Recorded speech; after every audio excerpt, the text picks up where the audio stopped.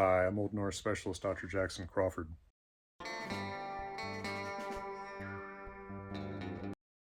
The word book is transparently a pretty old word in Germanic languages like English and Old Norse. One of the reasons you can tell that it's a pretty old word is that it has a fairly rare type of endings and forms. If you think about how your typical noun in English has a plural that's just an S, right?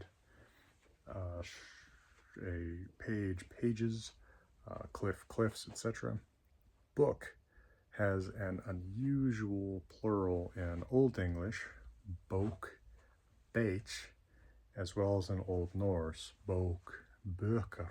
It's got mutation of the vowel, and only a pretty old layer of nouns have that mutation. So, for example, man, men, mouse, mice, goose, geese. This is a very old consonant stem type of inflection inherited from Proto-Indo-European. But why would the word book be old? Because, it's not like people 2,000, 5,000 years ago were writing in books in languages like what would become English or Norse, Proto-Germanic at the time. Rather, probably the original meaning of the word is suggested by what it means in Gothic, which is the letter itself. And it is probably not a coincidence that boka in Gothic means not just letter or book in Old English, Old Norse, but also beech tree. Now, some have seen that as being a sign that, well, this word can't actually come from the same root as beech tree. But I wonder if the original sense, being the letter itself, actually is the clue to why it is the same word as beech tree, because a beech tree is a tall tree, and you might well learn about the practice of writing with runes or the predecessor alphabet, which are mostly tall, single staves, as they're also called in Old Germanic languages like Old English, Old Norse. Right, you're analogizing that to the shape of a tall tree, especially if you look at a letter that might have a name that also is a tree name. The rune that looks like a psi, I think it's actually originally borrowed from a Greek psi, that stands for the Z in Proto-Germanic, one of the R letters in Old Norse Younger Futhark, that probably has the name of the yew tree, at least at some stage, at some point. It's fairly difficult to figure out the early names of these runes, as I've made some videos about.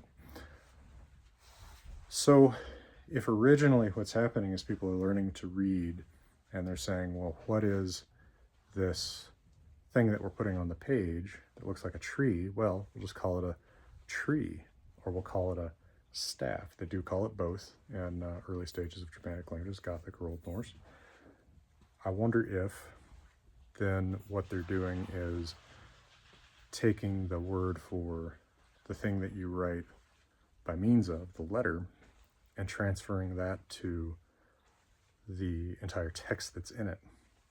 Now that may sound a little bit weird, but we do that in English, right? Because a letter is both A or B or C or D, and it's a thing written with letters, right? A message put into an envelope and sent to somebody. So if Boke is to start with the A, the B, the C, or the Fehu, Urus, Thurisaz, then it gets transferred to the thing that is written with them. That explains pretty well the use of Boke for book in Old Norse and Old English. Also the use of the plural bokos in Gothic to mean the letters or writs, things written in general.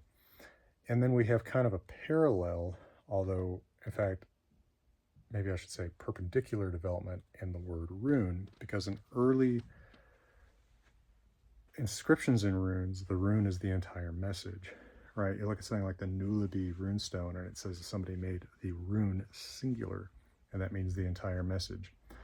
Now that comports with rune meaning originally secret, as it meant probably in the Celtic language that gave the Germanic languages the word rune, and as it did still in Gothic, where Jesus says he's going to teach runos theodonosos himene, something like that, the secrets of the kingdom of heaven. But originally meaning message, as people increasingly are writing using the Roman alphabet, the distinctive thing becomes the letter, not the message.